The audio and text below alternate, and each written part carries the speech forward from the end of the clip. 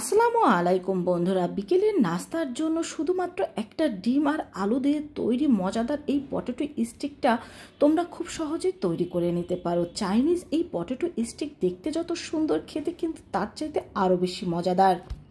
বিকেলের নাস্তায় ছোট থেকে বড় সবাই কিন্তু খুবই পছন্দ করবে। এজন্য প্রথমে এখানে আমি 3টে আলু নিয়ে নিয়েছি। আলুগুলোর খোসা ছাড়িয়ে ধুয়ে নিয়েছি। এখন এই আলুগুলোকে এইভাবে করে আমি কিউব করে কেটে নিয়েছি। এখানে আমি কিছু শাসলিক কাটে নিয়ে নিয়েছি। এগুলোর মধ্যে এখন এই আলুগুলো এইভাবে আমি গেঁথে নেব।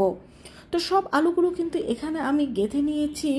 এখন চুলায় একটি প্যান বসিয়ে তার মধ্যে পানি দিয়ে দিচ্ছি। এখানে আমি 1 চা চামচ মরিচ গুঁড়ো দিয়ে দিচ্ছি, স্বাদ মতো লবণ দিয়ে দিচ্ছি, 1/2 চা চামচ আদা রসুন বাটা একসাথে দিয়ে দিচ্ছি। এখানে আমি ম্যাজিক মশলা। এখন এই পানিটা ফুটে ওঠা পর্যন্ত আমি অপেক্ষা করব। তো পানিটা ফুটে উঠলেই এর মধ্যে আমরা এই পটেটো স্টিকগুলো দিয়ে দেব। আর এই পানির মধ্যে কিন্তু এরকম এই মশলাগুলো দিয়ে দিতে হবে, তা না হলে কিন্তু এই পটেটো স্টিকগুলো খেতে একেবারে পানসে লাগবে। আর এই মশলা দিয়ে সিদ্ধ করে নিলে কিন্তু এটা একদমই পানসে লাগবে না। আর এই আলুগুলো কিন্তু আমরা সম্পূর্ণ সিদ্ধ করে নেব না, এই আলুগুলোকে আমরা 80% সিদ্ধ করে নেব।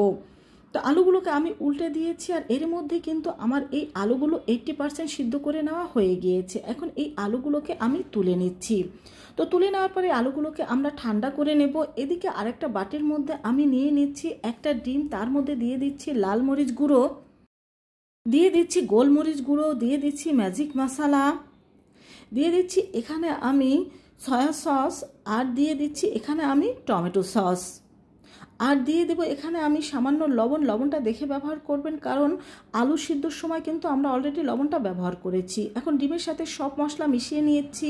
এখন এর মধ্যে আমি দিয়ে দিচ্ছি 1/3 কাপ ময়দা আর সামান্য একটু পানি দিয়ে এখানে আমরা একটা ব্যাটার তৈরি করে নেব। তবে এই ব্যাটারটা কিন্তু একেবারে ঘন বা একেবারে পাতলা করে তৈরি করে নেওয়া যাবে না। এই ব্যাটারটা ঠিক এরকম করে তৈরি করে নিতে হবে। তো আমাদের ব্যাটারটা কিন্তু তৈরি হয়ে গিয়েছে। এখন এখানে আমি একটা একটা করে পটেটো স্টিক নিয়ে নেব আর এই ব্যাটার দিয়ে পটেটো স্টিকগুলো ভালোভাবে কোট করে নেব। ভালোভাবে কিন্তু এগুলোকে কোট করে নিতে হবে।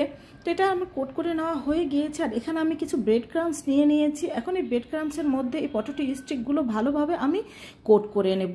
এই তো আমাদের একটা চাইনিজ পটেটো স্টিক তৈরি হয়ে গিয়েছে। আর এইভাবে করে কিন্তু আমি সবগুলো পটেটো স্টিক এখানে কোট করে নেব। তো সবগুলো কোট করে নেওয়া হয়ে গিয়েছে। তো দেখতেই পাচ্ছেন এখনই কিন্তু দেখতে এটা অনেক লোভনীয় লাগছে। এখন এই পটেটো স্টিকগুলো আমি গরম তেলের মধ্যে ভেজে নেব।